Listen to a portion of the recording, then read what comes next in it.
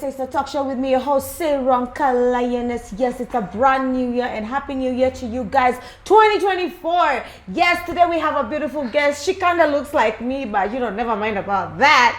She's not a visitor at the show, but today we are going to talk about something that is very, very, very, very exclusive, which is transitioning from class 8 to Form 1. Welcome to the show, Mwalimu. Thank you. Kindly introduce yourself. I'm teacher Christina, or Mwalimu Christina Katua. Yes, those are my names, yeah. Sawa basi. Okay. Yeah. So tell us what you do and tell us how long you've been doing it for. Maybe you can just give us a little bit of an introduction. Okay, fine. I'm a secondary school teacher in a very noble profession. So I've been teaching for the last 33 years, quite a long time. And I really enjoyed it because of the passion that I have with children since I was very, very young, having dolls in the house. Yeah. Dolls, yeah. Well, everybody has a genesis story. Yes. I guess, why teaching? Why not become something else, like a doctor, a pilot, a lawyer, and all that? Okay, it all begins with parents. My parents are both teachers. My father was a provincial education officer back in 1972 when he passed on, and mom was a primary school teacher. And it's mom that influenced me because she saw the skills that I had for teaching. When I used to assemble children in Buruburu Estate to sing birthdays, and also I used to tuition them. Yeah. Cool. Yeah. Wow. Yeah. Wow. That's an amazing story. Yeah. So now, have you ever been a primary school teacher? Yes, I have, but for a very short while, huh? Mm-hmm. And then when I went to university, because I was a primary school teacher and I was a UT. Okay. So after my training in the university, that is when now I started tackling secondary school. Okay. And I resigned. Resigned from the government sector, and I joined the private sector. Laser Hill, it's an international school. Yeah, where I was there for 6 years. And after that, now, wow, when I saw that, I could now go like on my own. Yeah. That's when I came and started a school called St. Michael's. After St. Michael's, 18 years. After that, now I came and I went, when I started getting some white hair, gray, is it white or gray hair? Yeah, and I decided, to go now build another school up country where I've been running Simon Joseph Katua Secondary until to date. And I'm a classroom teacher also. Yeah. I teach English and I also teach CRE. CRE. Yes. Okay, now let's just jump to the topic of the day because I feel like, what? Hey, we'll just be here for like 5 hours. Yeah. So,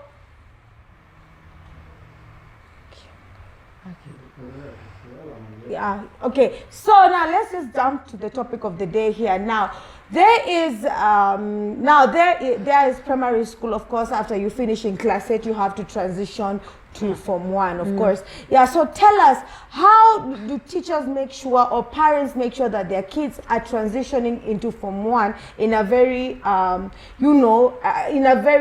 good way? Because sometimes, like, some people are afraid of going to secondary school because it's like a whole new world. Maybe you can just enlighten us a little bit about how can other teachers like you or parents help their kids do the transition? Now, this is a very serious awareness that we have to encounter. First of all, is at the back of our minds, we should know that this child that is transitioning from class standard 8 to Form 1 is a minor. This is a child. Okay? Yeah. And a child is under 18. there is no way that this child is able to make some concrete decisions on their own. So anybody who is responsible for the life of this creation has to have some abilities, okay? Which I am going to state them, all right? Because this child has to like be given and nurtured in a way that they should have an expectations, okay, in what they are supposed to come into experience. And anytime we are like touching on what they are going to go through, the main thing is we should have, we should compare what the child already knows in the primary section and what they're going to come across in the secondary section. Now this child, you'll find that this child is going to be affected emotionally, physically, okay, mentally, socially. There's so many aspects in it. So what we do is we make sure what we have aligned for this child is like the person who is going to be responsible for the child is going to like be able to have the material, okay, in them. And this person, first of all, is supposed to be a role model, okay? In the way that the person that is going to approach this child should be patient. They should be, you know, they should have that, like that spirit of being approachable, okay? Yes. And then they should also have an empath. Empath means they should care, they should have mercy, okay? Yeah. Their communication skills is very important. Okay? The way they're going to talk to the child, the way the child is going to understand them. Okay? If we don't, I wish we had time, I'd go into details on how they can communicate. And then the other thing is that this person that is responsible for that child at that moment should have knowledge. Okay? Because we all if you know, this teaching actually should be there in teachers, should be there in neighbors, should be there in anybody that is going to be accountable for the life of this child. Then finally, this person should also have discipline. Discipline is very important. Yes. Yeah. So let us talk about now the foundation of Form 1. Now there are more subjects. Everything has become more tough. And how can a student be psychologically be prepared now on their own, like as an individual, when they are when they're in that transition? All right. What happens is now that is the part of knowledge. Now the learning part of it. Okay. Yeah. You know, this is where a child is expected to face the knowledge when it is formal and when it is non-formal. But I'm going to concentrate more on the formal part of it. You see, whatever is taught in the primary sector actually is what is also taught in the secondary sector. So the child should be made aware of two things. That when they go to secondary, it's going to be the same thing that were taught in primary section. Because you remember at the beginning I said that we have to compare, you know, the experience of the child. Only that the child in the in secondary section, as far as knowledge is concerned, it's going to be detailed. Okay, the child should expect that it's what the child learned, but it's going to be detailed. And you have to explain to this child, what do you mean by details? Now, I'll take you back, Siranka, to the time when you were in primary school. Remember this song used to go like, head, shoulder, knees and toes, knees and toes, knees and toes. Head, shoulder, knees and toes, eyes, ears, mouth and nose. Now from there, that child in primary section has already known the different parts of the body. Okay? And maybe to an extent, maybe in grade 2, 3, now they will know now the functions.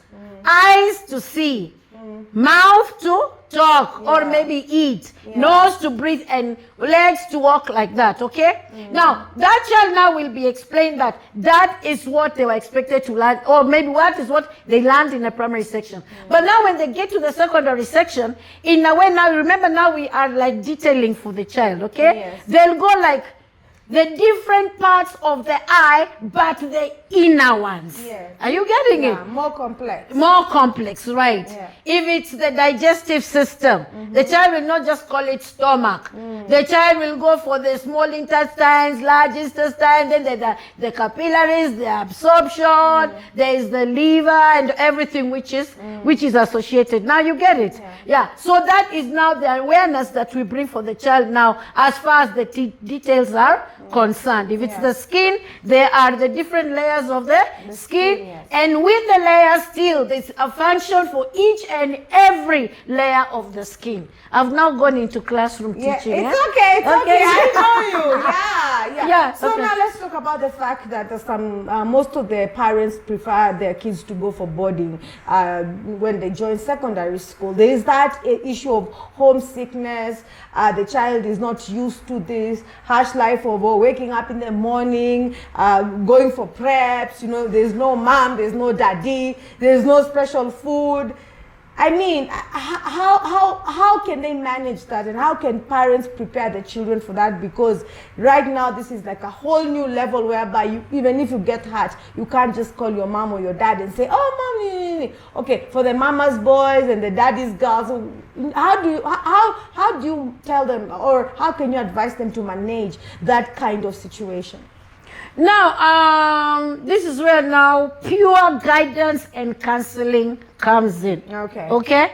Because what is there is, you see, this child is going to meet other children, and it is like it is an enforcement that this child has to follow rules. It's not like at home you say, "Mama, I am hungry," and then your mama just gives you your food, or your daddy gives you your food at the time you want it, but there's a system to follow. Yeah. Because it is an organization where you're a member and rules must be laid down, okay? Yes. So when it comes to the guidance and counseling, this is where you find a child will be given an awareness.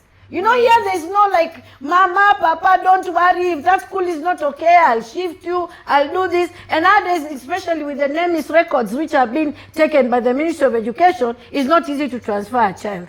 So the one thing is, you should make the child aware that we are not going to be with you. Yes. Our presence will not be there. Now we are putting your hands. We are putting your life into the hands of people who are responsible and trained for it. Yes. They know what they are doing. You see. So you tell the child, there's somebody called a matron who will be taking care of your boarding facilities and any problem that you have in the boarding sector. Okay? There is a cook. So auntie in the kitchen will no longer be there to fry for you this. So whatever the cook gives you, as long as it fills your stomach and it has the correct nutrients, you have to eat what the others are eating. Are you getting it? Yeah. Time consciousness. This child will be highlighted that now there's no watching TV from 7 o'clock up to like the way I see my grandchildren doing. They even sometimes watch until even 12 o'clock. And I'm unable sometimes even to tell them, even if I'm a teacher, go to sleep, because they'll just watch with a kajicho like this. And you never know how they're going to watch it, you see. Yeah. So the child should be told, you'll be timed, you see. Because from maybe 7 o'clock, you have to go for what you call prep work. You get it? Where you're going to do your assignments, okay? Timing in the morning. You're not going to sleep until 8 and then you get breakfast. Some schools even give the children breakfast between 6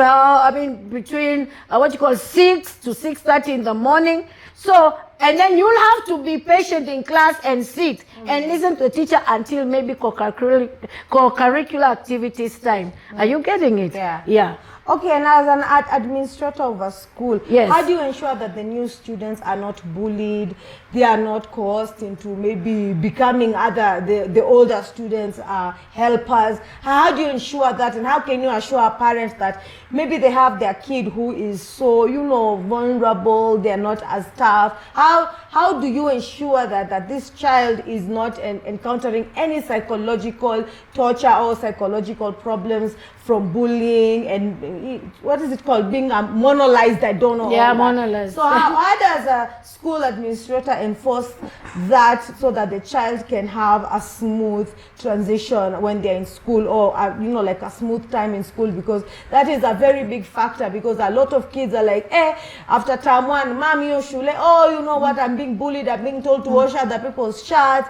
the 4 boys are coming for me, they're telling me, hey, fresh meat, all those things. Yeah. How do you ensure as an administrator that these things do not occur? You see, there's something which is very important, first of all. When you start an institution, or maybe you're involved with an institution, or you're given the responsibility of heading an institution, okay? History of a place is very important. Yes. Okay?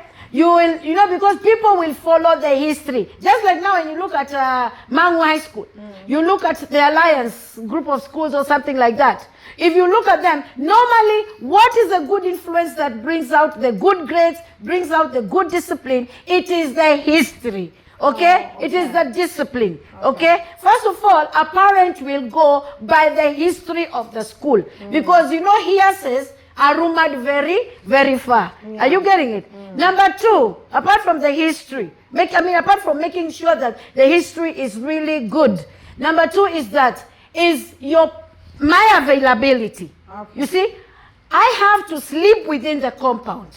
Okay? I don't have to tell workers, I don't have to tell them something like the watchman, check out my school, check out my students, me have gone home. And then you travel, you drive your car, you go very far. Be there. Are you getting it? Yeah. Because when you are there, there's that impact.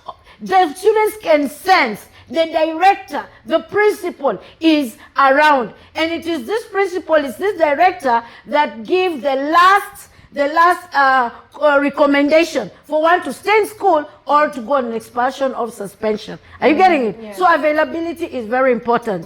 The other thing is train. Even if the people come with documents saying, I am already qualified. Train the people that you are with to live with you and your students as per your level, as per what you expect out of them. Like that, I'm running a school, right? That's a business. Yeah. I will not allow somebody to come with their own suggestions, with their own ideologies that will come and lessen me. Are you getting it? So I have to retrain my members of staff. And when I say members of staff, I mean all of them. Yes. Yes. Oh, wow. Wow. Yeah. That is such an insightful thing. Yeah. Hey, guys. Whoa. Mwalimu, hey, she's coming for us. So, what advice do you have out there for any parent or any guardian who has maybe mixed emotions about taking their kids to a mixed school? What can you guarantee them, or what can you tell them? Because a lot of parents are thinking, I can't take my daughter where they are boys, or I can't take my son where they are girls. What kind of advice or guidance can you give them so that they can stop having that mentality? Because sometimes a child will stay home because maybe all the girls' school are filled up or all the boys' school are filled up. Tell us about, maybe you can just run us through that a little bit as you look at the camera. Okay, personally, I'm running a mixed school. And what I've done is through the same guidance and counseling, because Friday morning, the first 2 lessons, I hold compulsory guidance and counseling. For the whole school, they come to the hall, you see. And here, as a teacher now, this is where now people fail. Do not relent on not telling the children the truth of whom they are, about their sex, the sex issue. Are you getting it? And show them that you trust them when they are together. And when we're in an institution like that, it's just like home. This is your brother, this is your sister. Yeah. And there's a way you can, a child is like a radio. You can tune a child into what range you want, what frequency, right? Yeah. So what you do is, once you talk to these kids and they start accepting the opposite sex is a brother, is somebody that we should help each other. I don't know, automatically the sex drive just goes off. Yeah, because are you getting it? The mentality, this is like my bro. Yeah, and if you see a child is getting too much, call them to your office. Emphasize it on them. Yeah. Especially on the side of the boys. You know, boys will always be boys since they were born. They were born with that, that ability of even cheating their mothers. So boys have that talent of lying. Yeah. That one I'm telling you. But and it is in them, it's in their blood, you cannot change it. Yeah. So a boy will always have an intention. And again, these boys are also born to discover these girls. Yeah. That one has a big, what do you call these things? Nyash. Yeah, nyash. How will she taste? Yeah. You know, because they want to taste. Men like tasting. Yeah. And I'm sorry if I'm offending men. Yeah. But it's Experimenting. true. Yeah. No, Yeah. She's brown skin. Yeah. How do brown skins taste? You know, she's dark, she's tall, she's short. So the thing is, you have to psychologically bring the mind of these boys, okay, to a level to see, these are just what?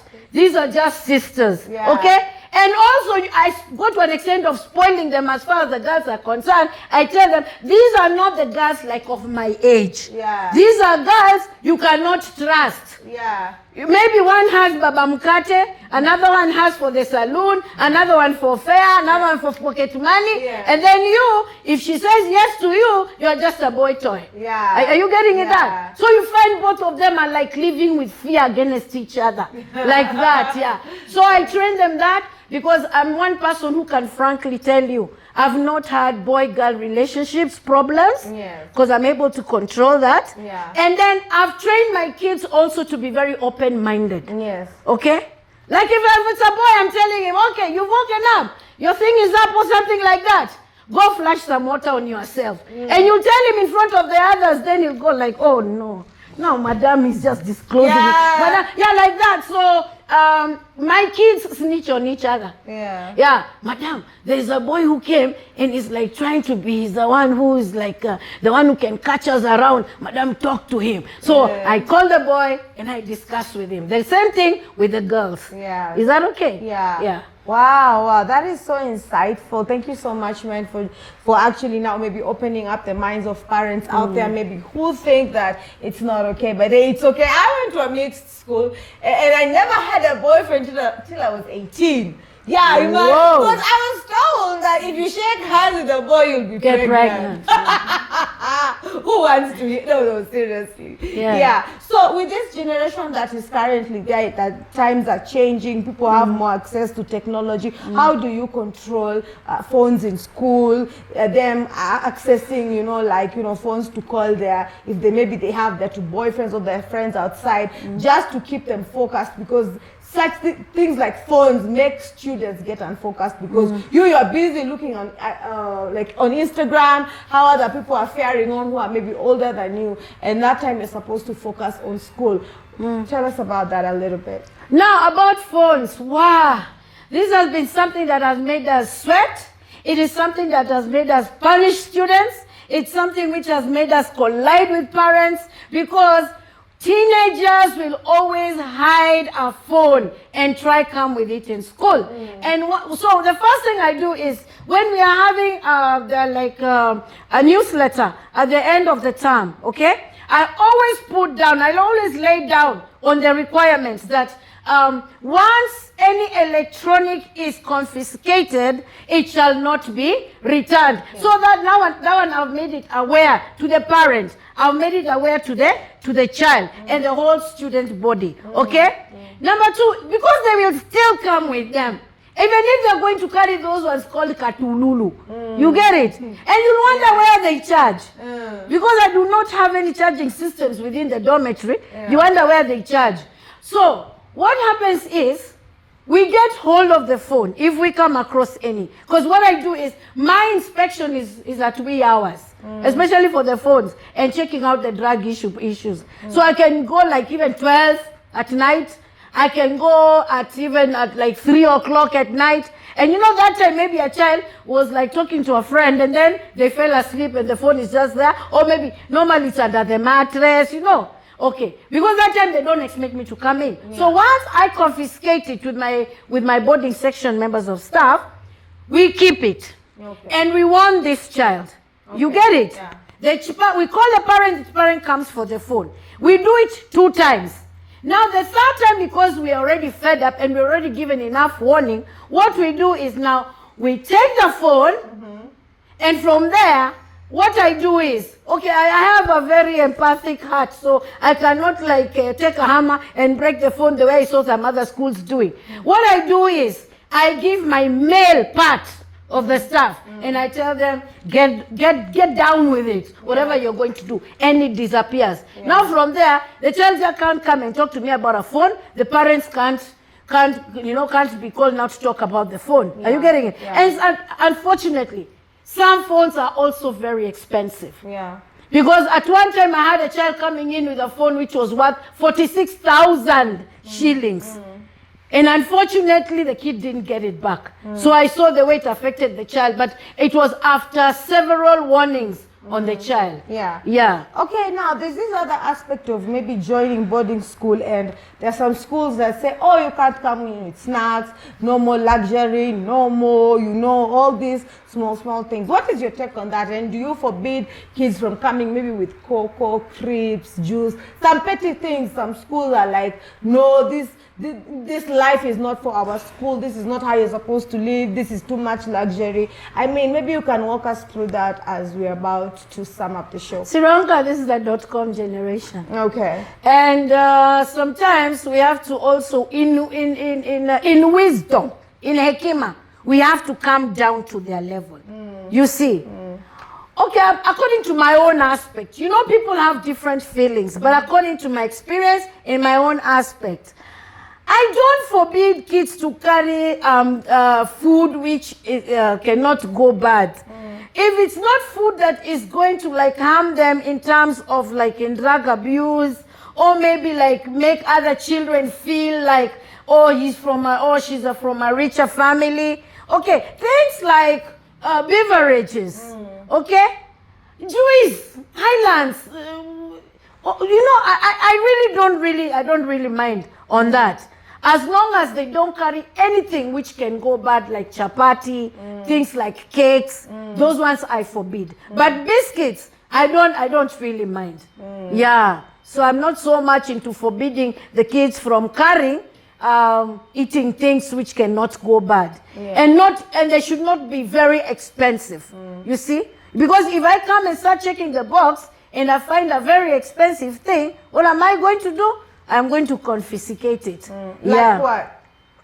No, okay, when you look at, there are some snacks, which, okay, you only buy them from these big supermarkets in Nairobi, okay? I don't know what they're called. You find that they're like crisps, but they're like triangle, things like that, okay? Yeah. Expensive sweets, expensive chocolates. Those ones I do not allow. Because we have children who come from upcountry homes. And because they want to know how that thing tastes, they'll end up doing what? Trying to steal. So that they can taste. And then it's going to be war. Especially with the boys' side, it's not nice. But something like, okay, sugar. I accept sugar to be carried. Because I give porridge. And hot water. So kids have to like make a mixture. Whoever does not want to take my porridge. Yes. So but initially my diet is good. Yes. I don't cook githeri. I cook a kamba dish called mudokoi. And my kids end up really getting healthy. Where? Until when you're closing school, you hear the parents asking, hey, Mwalimu, what have you been feeding our kids with? Yeah. Maybe now you can tell them a little bit about your school, and you can give them directions and maybe your telephone number if any parent is interested to bring their kid to your school. This is the right time as you look at the camera, and your social media handles. Thank you so much. My school is situated at a market called Mbiuni in Machakos County, right after the Kangundo Hills. So you can take 2 specific routes. Either you can come through the Tala route. When you get to Tala, ask for Mbiuni Market. When you get to Mbiuni Market, if you forget, my school is called Simon Joseph Katua Secondary. Everybody knows me at the market. Say, I want the school that belongs to that short, brown woman. I'm the only short, brown, fat woman with a school around Mbiuni. You will be brought directly to my school. Then the other route that you can take is the Thika Garissa. Once you get to Kizimani Market, you branch on your right to Kabah Market. From Kabah Market, you get to Mbiuni Market. What I do is, not only do I work towards the children passing and going to university, or maybe to great colleges, I normally coordinate with the children, and I give them knowledge or an experience through me that is going to make this child be acceptable in the society. The world has gone international. Even Kenya today, if you want to win clients, you want to sell your products, you have to be accepted. So I really go for personal experience, personal acceptance in a child. So what I do is, first of all, I train them on audibility. I'm telling you right now, I'm sitting here. If I want to call somebody in the across the road, I can do it. It's like I was given a speaker here. It's only that now I'm behaving because I'm in a studio. So audibility, very important. Number 2 is pronunciation. No, if you want to be understood, the child has to be understood. The child has to pronounce words well. We've had people being rejected in interviews. We've had people not being accepted within a certain organization because of their pronunciation. Right now, I'm Mkamba. Silonga. If I came here and I said, hello, Zilonga, I am here because I want you to interview me so that you can be known by the whole world. Surely, will a Chinese understand what I've said? You will get out here from my studio. I don't like it. Okay. Exactly. Now let me go for the Luo part of it. I love Luos so much. So Luo will go like, due to my experience in this organization, it is a memorandum that the socialization of all my members should be acceptable by the community. Wow! Will somebody from Australia understand that? No. So, number 2, like I said, I work on pronunciation. Number 3, this one is in the academics. What happens is correct grammatical construction. And there are 24 topics which have to be notified to the child. Then, correct grammatical, that one is where you find the parts of speech, stylistic devices, and all these. Then the last one is that I really train this child on is what you people, celebrities, and everybody goes for, correct flow of content. You see? There is where now a child starts giving out the ideas, and then the child brings out the ideas when they are coordinated from the beginning to the conclusion. Are you getting me? Yes. Very good. My telephone number.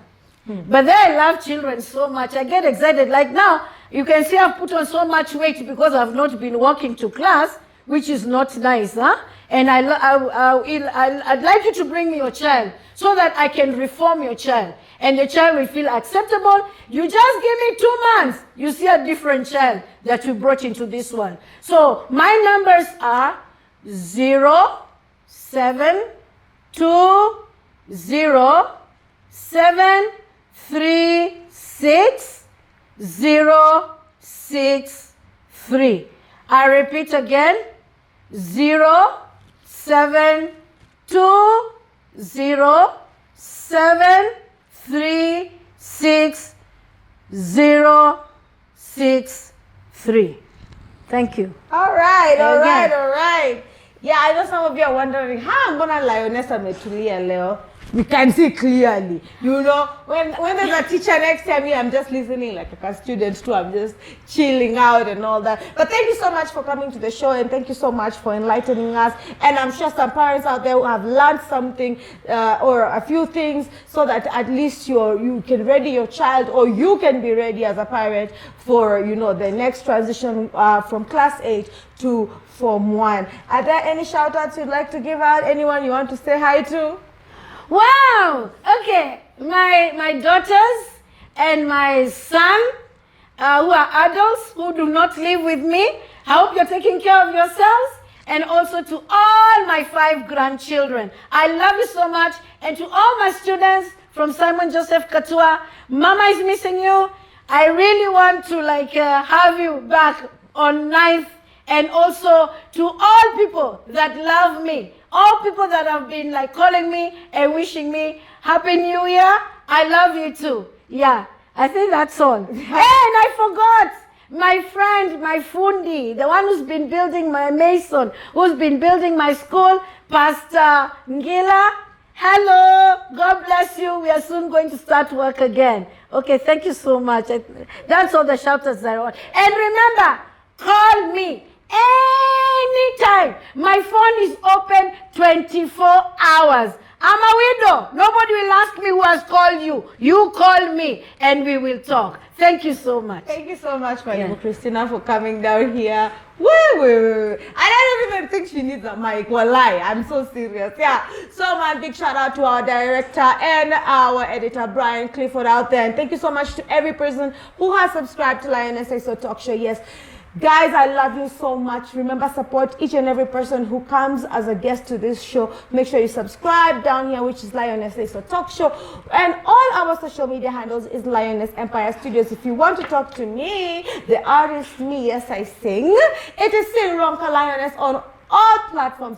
Guys, thank you so much. And I really, really hope, wherever you are, if you're going to Form 1 right now, I really hope that just stay focused. Stay focused, and you remember education is key to life, because without education, kitakuramba. Anyway, Mwalimu, thank you so much.